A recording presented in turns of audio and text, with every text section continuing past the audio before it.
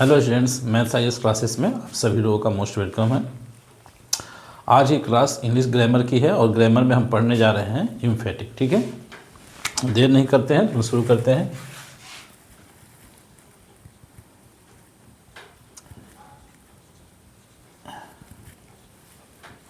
Emphatic,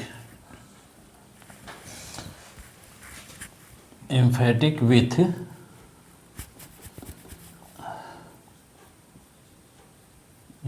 with do, does, did. ठीक है, emphatic जो है present simple, simple present tense यानी प्रेजेंट इंडेफिनिट टेंस और सिंपल पास्ट टेंस यानी पास्ट इंडेफिनिट टेंस, ये दो टेंस में बनेंगे। और फिर जो है हैज़, हैव, हैड जब मेन वर्ब की तरह काम करते हो तो उसका एम्फेटिक बनाया जाएगा। और फिर इम्परेटिव सेंटेंस का, ये तीनों चीज़ों को जो हम सीखेंगे एम्फेटिक में। सबसे पहले जो है एम्फेटिक जो है ये बनता है आपका सिंपल प्रेजेंट टेंस में। ठीक है, सिंपल प्रेजेंट टेंस यानी इसको हम प्रेजेंट इंडेफिनिट टेंस भी कह सकते हैं। ठीक है, सिंपल प्रेजेंट टेंस यानी प्रेजेंट इंडेफिनिट टेंस। इस सेंटेंस का पैसिव बनाना हो तो इसमें हम जो है डू और डज का यूज करते हैं। डू या डज, डू डज के प्रयोग से हम एम्फेटिक बनाएंगे प्रेजेंट इंडेफिनिट टेंस का। ठीक है, कैसे बनाएंगे ये देखते हैं। यहाँ लिखा हुआ है I play cricket, I play cricket.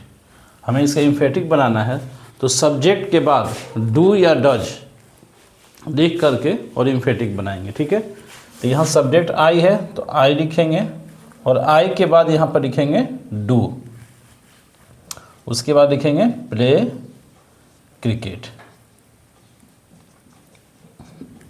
ठीक है, तो यहाँ देखिए ये जो सिंपल प्रेजेंट टेंस का जो ये एग्जाम्पल दिया हुआ आई प्ले क्रिकेट, तो इसको नॉन एम्फेटिक कहा जाएगा। इसको क्या कहेंगे हम? Non emphatic.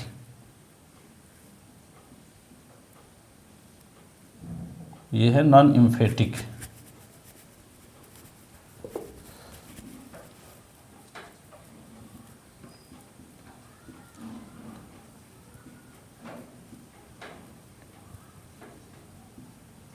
ये है आपका नॉन एम्फेटिक। ठीक है, अब जब हम इसे एम्फेटिक बनाएंगे, डू डज का यूज करेंगे इसमें, आई डू प्ले क्रिकेट, तो ये आपका हो गया एम्फेटिक।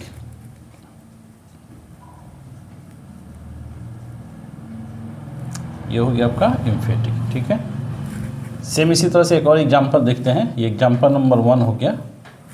सेकेंड एग्जांपल देखते हैं।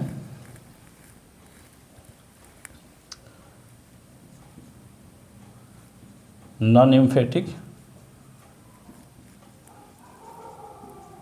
ठीक है, इसमें हम लिख रहे हैं आपका ही प्लेज क्रिकेट।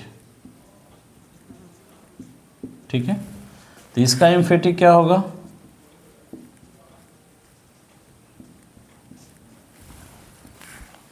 तो जब यहाँ पर ही, सी या name third person singular number हो तो यहाँ पर हम डज का यूज करेंगे। ठीक है, तो यहाँ क्या लिखेंगे? डज, ही डज प्ले,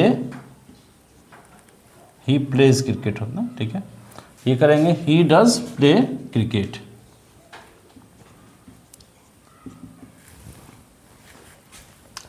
देखिए प्रेजेंट इंडेफिनिट टेंस में डू लिखेंगे या डज। ठीक, तो थर्ड पर्सन सिंगुलर नंबर के साथ हम लिखेंगे डज, यानी वर्ब में जिसमें एस ई एस लगता है तो उसमें हम डज लिखेंगे और डज के बाद वर्ब 1 ही लिखा जाएगा। ठीक है, कभी भी डू डज या डिड ये तीनों के बाद हमेशा कभी भी लिखना हो तो वर्ब 1 लिखा जाता है। ठीक है, तो यहाँ भी आई डू है तो आई डू प्ले क्रिकेट, फिर ही प्लेज क्रिकेट है तो यहाँ पर ही डज प्ले क्रिकेट करेंगे। ठीक है, और एक दो एग्जांपल देख लेते हैं। एग्जांपल नंबर 3,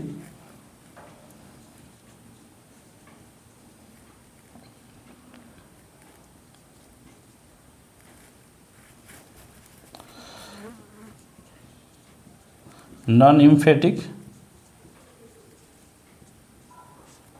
नॉन एम्फेटिक में लिखते हैं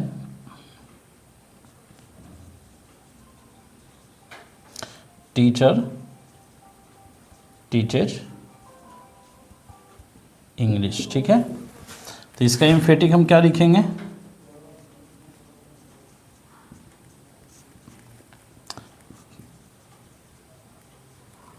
टीचर, ये सिंगुलर नंबर है जिसके साथ डज लिखेंगे, टीचर डज, उसके बाद टीच, टीचेज है यहाँ पर, बट जब डज लिखेंगे तो डज के बाद वर्ब वन लिखेंगे, तो टीच इंग्लिश। ठीक है, तो ये रहा प्रेजेंट इंडेफिनिट टेंस यानी सिंपल प्रेजेंट टेंस का एम्फेटिक। ठीक है, एक बार और समझ लेते हैं इसे। आई प्ले क्रिकेट, ये आपका सेंटेंस जो है नॉन एम्फेटिक है।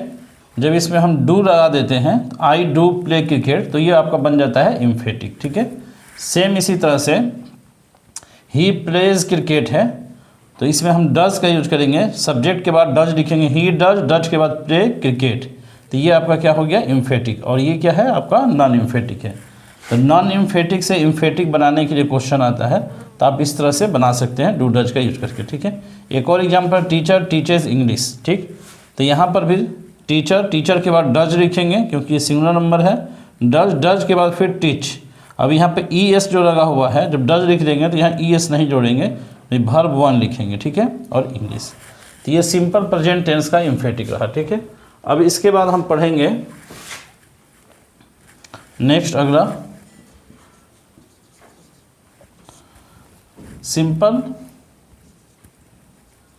Past tense. Simple past tense. ठीक है, जिसको हम पास्ट इंडेफिनिट टेंस भी कहते हैं, पास्ट इंडेफिनिट टेंस। तो इसमें हम किसका यूज करेंगे? तो इसमें सिर्फ यूज किया जाएगा डिड का। ठीक है, इसमें क्या लिखेंगे? डिड। देखते हैं इसका एग्जाम्पल। एग्जाम्पल नंबर 1,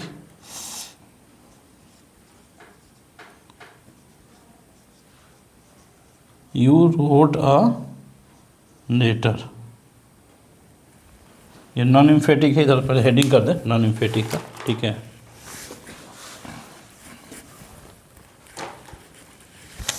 ये दिख रहे हैं हम नॉन एम्फेटिक। ठीक है,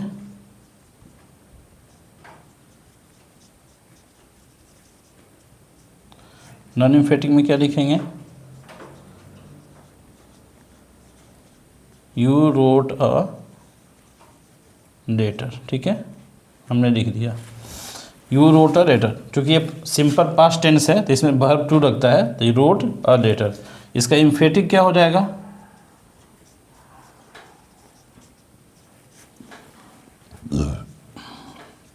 यू सब्जेक्ट हमने लिख दिया।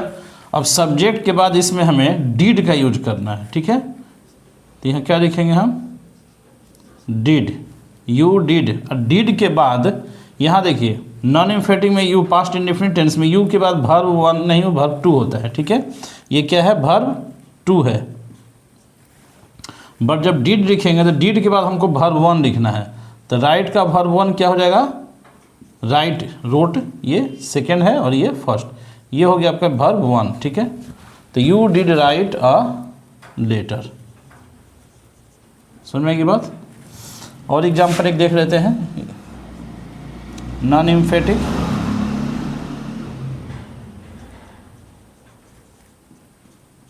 नॉन एम्फेटिक में लिखते हैं सी सैंग अ सॉन्ग। ठीक है, ये भी V2 हो गया, सैंग। पास्ट इंडेफिनिट टेंस में सब्जेक्ट पर वर्ब टू लगता है। ठीक है, सैंग। इसका एम्फेटिक क्या हो जाएगा?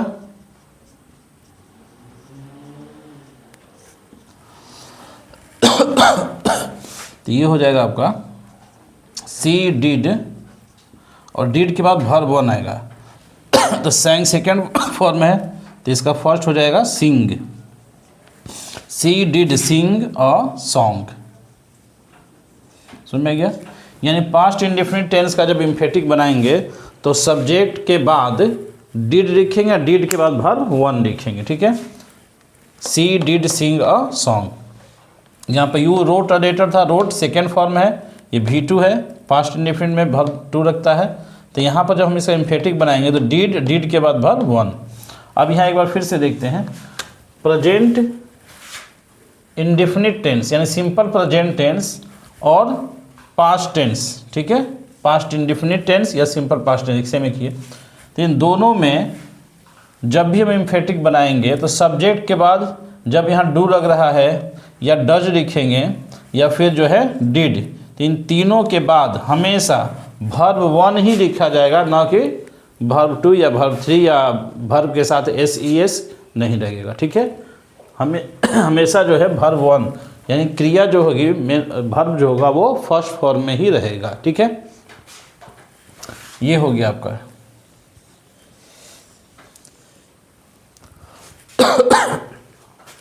तो सिंपल प्रेजेंट टेंस का इम्फेटिक समझ में आ गया। उसके बाद जो है सिंपल पास्ट टेंस का इम्फेटिक हो गया। अब हम पढ़ेंगे रूल नंबर 3 में, नेक्स्ट रूल में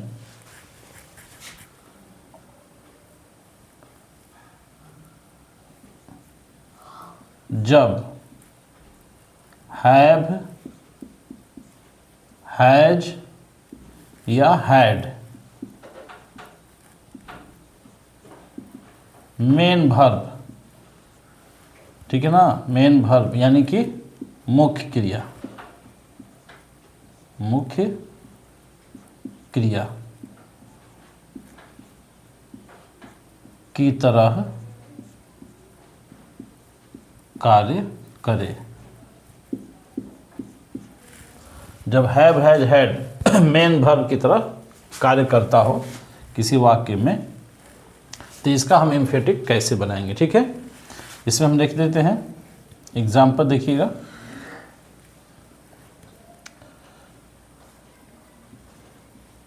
नॉन इम्फेटिक का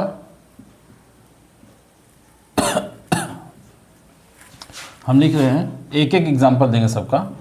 आई हैव अ पेन। ठीक है, आई हैव अ पेन, मेरे पास एक कलम है या मैं एक कलम रखता हूँ।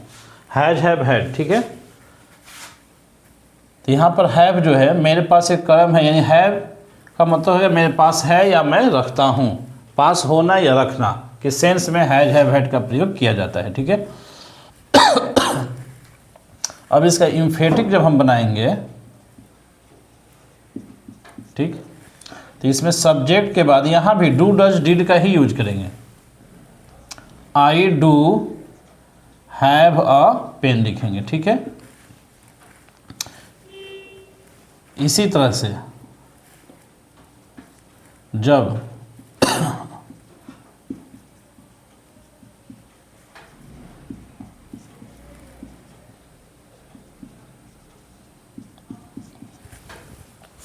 ही सी नेम के साथ लिखेंगे तो हैज होगा इसमें, ही हैज़ अ पेन। तो इसका इम्फेटिक जब हम बनाएंगे तो ही सी नेम के साथ यानी थर्ड पर्सन सिंगुलर नंबर के साथ, ठीक है, हैज जब लगा हो तो यहाँ हम डज लिखेंगे। ठीक है, और डज के बाद भी, अब यहाँ देखिए, यहाँ सब्जेक्ट के बाद हैज लगा हुआ है, लेकिन जब हम डज लिखेंगे तो डज के बाद भी हमको क्या लिखना है, हैव ही लिखना है, हैज नहीं लिखना है। He does have a pen. ठीक है, इसी तरह से तीसरा एग्जाम्पल भी इसका हम लिख रहे हैं, नॉन इम्फेटिक का, उसके बाद इम्फेटिक का। ठीक है, देखिए एक हैड का भी लिख देते हैं। अभी हम सपोज मान लिखा हुआ आई हैड अ पेन, तो यहाँ पर भी हम क्या करेंगे, हैड है यहाँ पर तो जब भी हैड हो तो हैड रहेगा तो हम डिड लिखेंगे। ठीक है, और डिड के बाद भी अब हमको हैड नहीं लिखना है, हैव लिखना है। I did have a pen, ठीक है। यानी एक तरह से देखा जाए तो हैव के जगह पे क्या लिखेंगे, डू हैव, ठीक है। हैज है तो हैज के जगह पे क्या लिखेंगे, डज, और डज के बाद भी हैव लिखा जाएगा। अगर यहाँ पर हैड है तो हैड के जगह पर डिड लिखेंगे और डिड के बाद भी हैव लिखा जाएगा, ठीक है ना। इस बात को ध्यान रहे, यानी डू डज डिड ये तीनों के बाद कभी भी हैज या हैड नहीं रहता है, ये दोनों नहीं रहते हैं। जब भी रहेगा तो क्या रहेगा, हैव ही रहता है, ठीक है। तो ये हो गया जब आपका has, have and had main verb की तरह किसी वाक्य में आया हो, तो वहाँ पर उसका जब हम एम्फेटिक बनाएंगे तो उसमें जो है हैव के जगह पर डू हैव लिखेंगे, हैज है तो डज हैव लिखेंगे, और हैड है तो डिड हैव लिख करके एम्फेटिक बनाएंगे, ठीक है। अब इसके बाद नेक्स्ट जो है आपका वो है आपका इम्परेटिव सेंटेंस। ये लास्ट है, ठीक है, लास्ट रूल है। ये क्या है, imperative sentence. Imperative sentence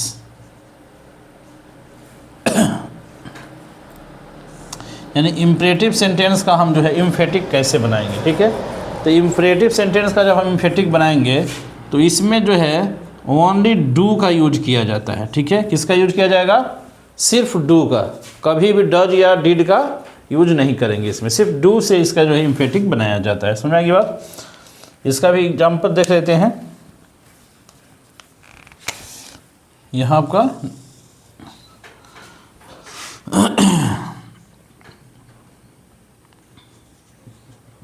non emphatic में देख लीजिए,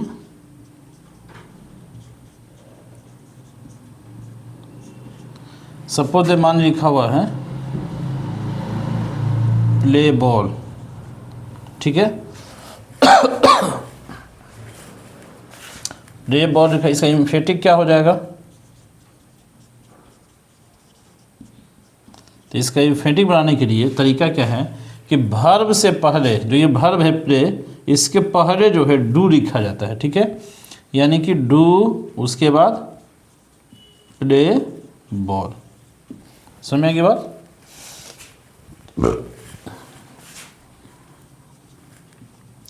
दो तीन एग्जाम्पल और दे देते हैं यहाँ पर non emphatic.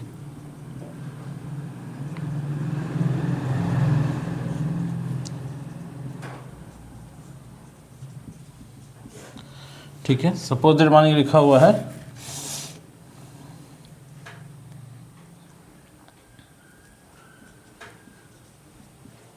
Right a letter, ठीक है, राइट अ लेटर। तो क्या लिखेंगे यहाँ, वर्ब है राइट, राइट से पहले हम क्या लिखेंगे, do, do write a letter, ठीक है। और एग्जाम्पल देखते हैं।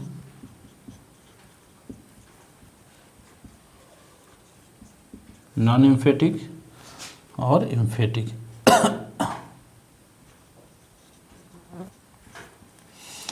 प्लीज लगा हुआ है, ठीक है ना, प्लीज कम इन, ठीक है। तो इसको क्या करेंगे हम, प्लीज,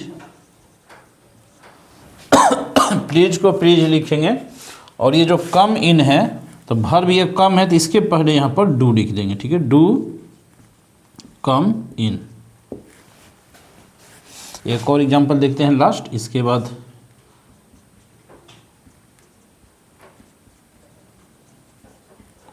नॉन इम्फेटिक।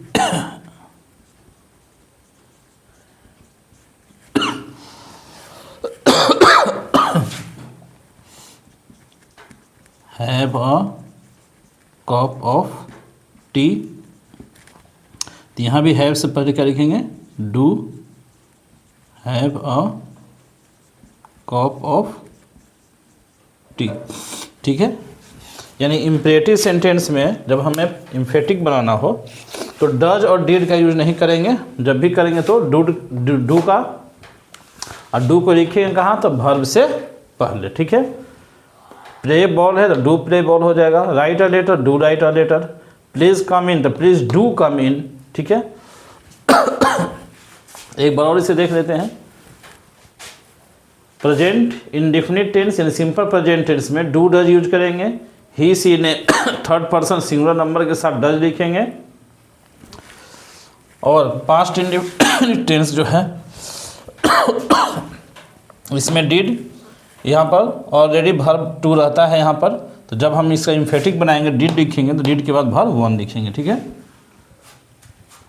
और जब किसी सेंटेंस में हैव, हैज और हैड मेन वर्ब की तरह कार्य करते हों तो वहाँ पर इनका इम्फेटिक बनाने के लिए हैव के जगह पर हम डू हैव लिखेंगे, हैज़ के जगह पर डज हैव लिखेंगे, हैड के जगह पर डिड हैव लिख करके इम्फेटिक बनाएंगे, ठीक है। और इम्परेटिव सेंटेंस में वर्ब से पहले सिर्फ डू, डज और डिड का प्रयोग नहीं किया जाता, ठीक है। फिर जो है नेक्स्ट टॉपिक के साथ मिलते हैं अगले क्लास में, ठीक है। Okay, bye.